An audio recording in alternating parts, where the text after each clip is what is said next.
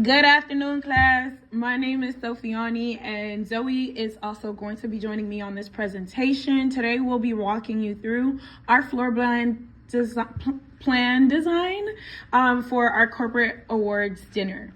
And so this is really just a formal event where it's about 120 guests. It's for a technology company, and it's going to be honoring those guest achievements. So we really want to elevate the vibes and scene by providing them a 3-course plated dinner and having live jazz from a band. So you're going to see throughout this presentation that our goal was just to provide support, comfortability, and just a smooth experience for everyone that, worked so well to achieve these goals.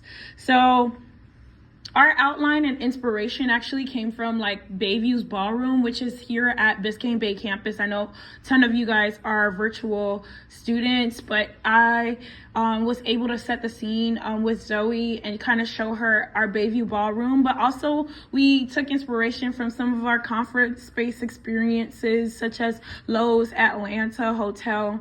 And those places really have a beautiful balance within structure and energy. And we just really wanted to continue and create that within the space that we sketched out here. We want something to be still lively, comfortable, and as soon as guests arrive, essentially they're gonna check in this area right here. The check-in is gonna have a wall of all of the attendees' names. It's basically a digital wall. If you've ever attended a wedding and you see the whole wall with everyone's kind of table number, but instead this is not a wedding. This is a gala, and so this is a awards dinner. The guests as they're checking in, their name will digitally light up on the wall, because we imagine that the area for check-in is just LED walking down the aisles and things of that sort, but the effect of the lighting up creates a fun interactive moment to show guests who's already arrived. I thought that was a pretty cool concept too.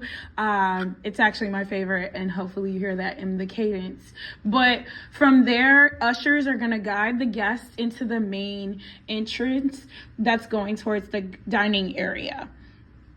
Now, with that, we decided to go with round tables, seating about 8 guests each. Again, we want this to be intimate. Obviously, these employees have seen each other in past time. Maybe they're flying from different zone and sectors. And so we still wanted to give an intimate setting, maximizing the room, but not overcrowding the guest experience. So all of the tables were we were going back and forth with this, but the tables were arranged around the room. We did not want to go with the straight line tables just because it makes it difficult for people to have conversations. We still wanted to give a space for conversation and for people to comfortably get up and move from seat or space well. So we have the tables positioned around the dance floor so that it creates that connection for during when the awards are going and when music is being played by the band or anything, or just giving everyone open access to that dance floor.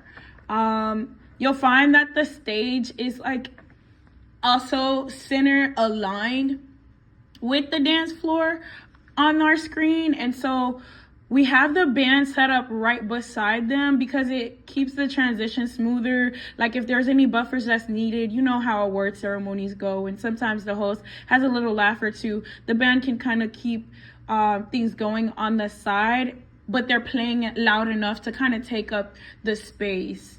So they're not hidden, they're still close to the stage, but they're positioned in a space that awards to the stage, but they're positioned in a space that awards allots them the space that they need for all their instruments and a better flow instead of being interrupted by guests passing through the night. That's why we opted them in the corner instead of in the front and center.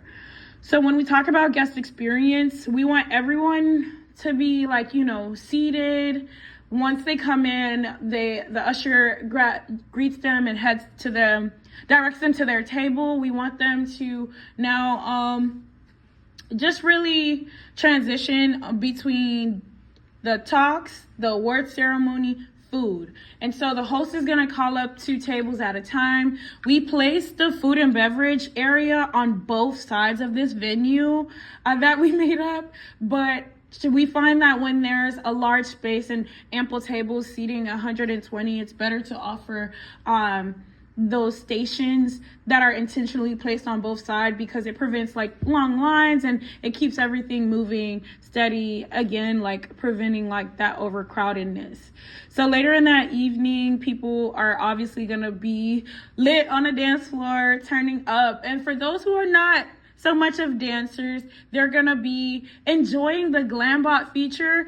I hope some of you guys have seen that it's a feature that they have in the Oscars or Emmys, where people kind of have that slow-mo moment to show off their outfit and truly feel like a star. It's kind of like a red carpet style moment, and we want to like evoke that since they've been doing so well within the company. And I think it's just classy, such a like memorable opportunity to take away. So yes, with that, I'm gonna pass it over to Zoe. And I will say, from the sketching this out, we were really struggling to really make this happen, especially virtually, but we wanted to provide this opportunity.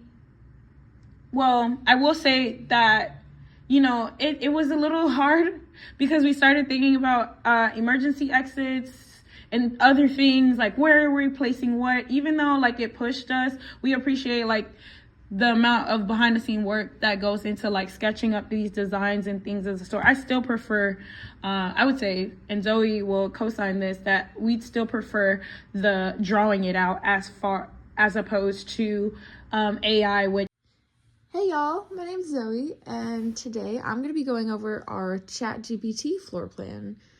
So, as you can see in front of you, this is going to be what ChatGPT came up with.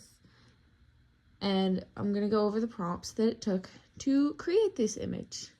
So, as you'll hear, it gets kind of a little more off the walls, and we'll go over why that is. So, my first prompt was create a clean top-down 2D floor plan diagram of a rectangular hotel ballroom set up for a formal corporate events awards dinner for 120 guests. Show 12 round dining tables,